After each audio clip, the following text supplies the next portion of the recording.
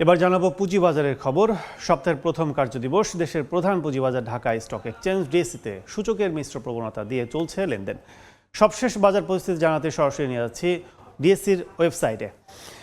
দর্শক, সূচকের বরাবরই আমরা দেখি যে শেষ সপ্তাহের শেষ কার্যদিবস অর্থাৎ শেষ দিন এবং সপ্তাহের প্রথম দিন একইভাবে কিন্তু দোলাচলের মধ্য দিয়ে ডিএসই লেনদেন শুরু হয় এবং আজকে আমরা দেখছি সেটি হচ্ছে গত সপ্তাহের শেষ কার্যদিবস যদি বলি যে সূচকের অবস্থা কিছুটা ভালো ছিল, সেটি কিন্তু ঊর্ধ্বমুখী প্রবণতাই ছিল এবং আজকে যেটি দেখছি আমরা নিম্নমুখী প্রবণতার মধ্য দিয়ে কিন্তু ডিএসইর প্রথম কার্যদিবস এই সপ্তাহে শুরু হয়েছে। ডিএসইর প্রধান সূচক ডিএসই এক্স 13 পয়েন্ট কমে 5190 পয়েন্ট অবস্থান করছে। ডিএসইর সরিয়া সূচক ডিএসই এক্স 2 পয়েন্ট কমে 1158 পয়েন্ট অবস্থান করছে। এছাড়া ডিএসইর বিশেষায়িত সূচক ডিএসই 13 2 পয়েন্ট কমে 1887 পয়েন্ট অবস্থান করছে। সেক্ষেত্রে এখন পর্যন্ত 40,620টি শেয়ার হাতবদল হয়েছে, যার বাজার মূল্য দেখছি আমরা 118 কোটি টাকা 61 লাখ টাকা। বলা চলে যে প্রায় 1 ঘন্টা ছুঁই ডিএসসির কার্যক্রম।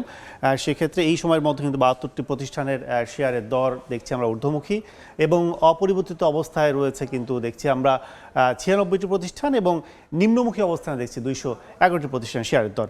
সব কিছু মিলে বলা চলে যে এখন পর্যন্ত যে পুঁজিবাজার বিনিয়োগকারী তাদের উদ্দেশ্যে যদি বলি সেটি হচ্ছে যে টপ 20টি প্রতিষ্ঠানের শীর্ষে আমরা দেখছি যে বরাবরের মতোই কিন্তু গত সপ্তাহে আমরা দেখেছিলাম ওরিয়ন ইনফিউশন প্রতিষ্ঠান, যাদের শেয়ারের দর কিন্তু অবস্থান করে 395 টাকা 40 পয়সা। সর্বোচ্চ ছিল 399 টাকা 90 পয়সা, সর্বনিম্ন আমরা দেখছি যে 386 টাকা 10 পয়সা। এছাড়া 2 নম্বর অবস্থানে রয়েছে লিন্ডে বিডি, 3 নম্বরে রয়েছে আলিফ ইন্ডাস্ট্রিজ লিমিটেড, 4 নম্বরে রয়েছে হাক্কানি পাওয়ার মিল, 5 নম্বর মিডল্যান্ড ব্যাংক একটি আর্থিক প্রতিষ্ঠান 5 নম্বর অবস্থানে দেখছি আমরা।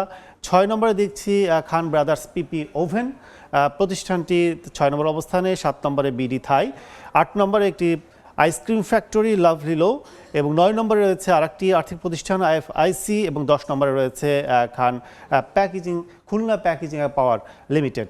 তো একটু যদি বলি যে 2 নম্বর লিন্ডে বিডি তাদের অবস্থান রয়েছে 1040 টাকা 90 পয়সা, তাদের শেয়ারের দর কিন্তু বিক্রি হচ্ছে। আলিফ ইন্ডাস্ট্রি তাদের শেয়ারের দর বিক্রি হচ্ছে 70 টাকা 80 পয়সা।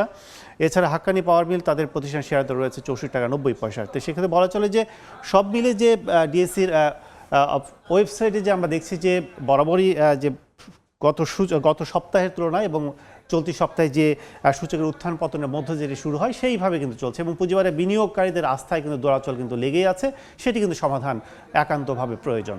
এই ছিল ডিএসসির সবশেষ অবস্থা।